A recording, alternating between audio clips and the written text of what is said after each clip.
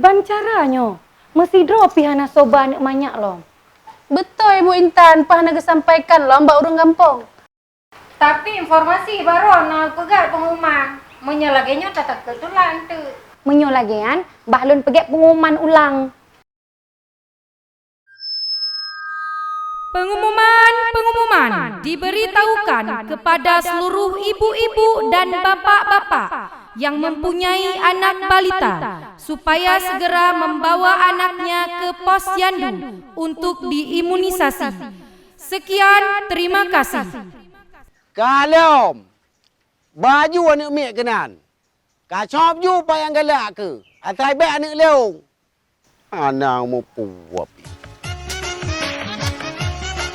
Berarti nak cara posyandu ronyo. Nak imunisasi. Kok hendak depu dia orang? Ait! Oh, kalau kayu basinya ke kena mbak posyandu nyak imunisasi kalau? Kepu dayu main kenan? Dayu ilanya anak banyak. Hai banyo ni. Draw ni leung. Kahana imunisasi jamun raya dicik lagu.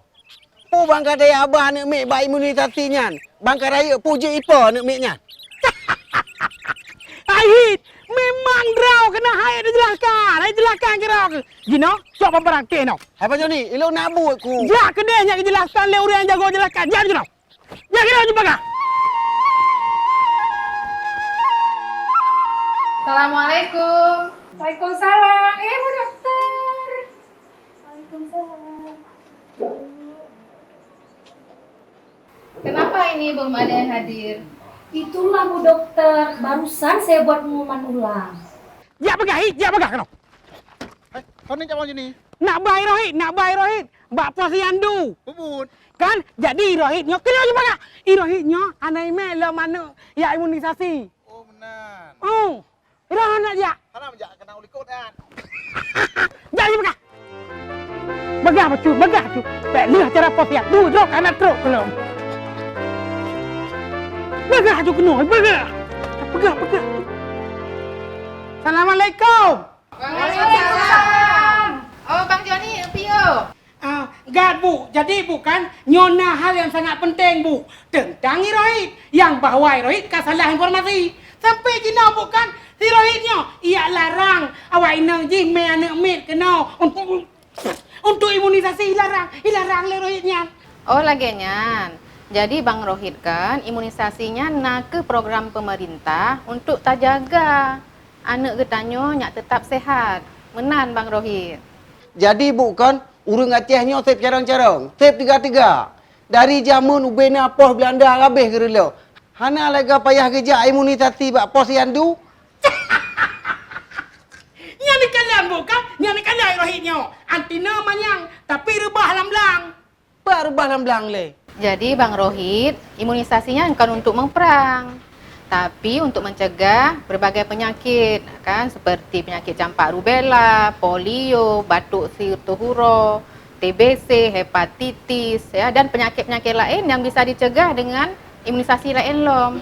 Menyahanata imunisasi untuk penyakit jet keberat, payah opname 2 minggu atau meninggal dunia tu. Hai Bu, orang di belah rumah lon kali kerja imunisasi anak ke.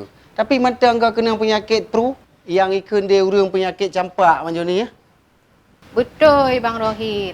Nah imunisasi mantang jet kenang, tapi insya-Allah hana berat ya. Hana payah opname rumah sakit 2 minggu.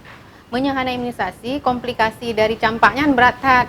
Kenang radang paru, kenang radang utak, diare je yang berat, bisa buta dan nauzubillah bisa meninggal. Nyangkehnya penting tat imunisasi berlengkap, bek sep siga manteng. Nyak jut kebai dari penyakit-penyakit yang mandum. Ya, kiban hit. Kata hah pikiran ke? Ya, punya ibu doktor yang jelaskan, kita menglau tak tu.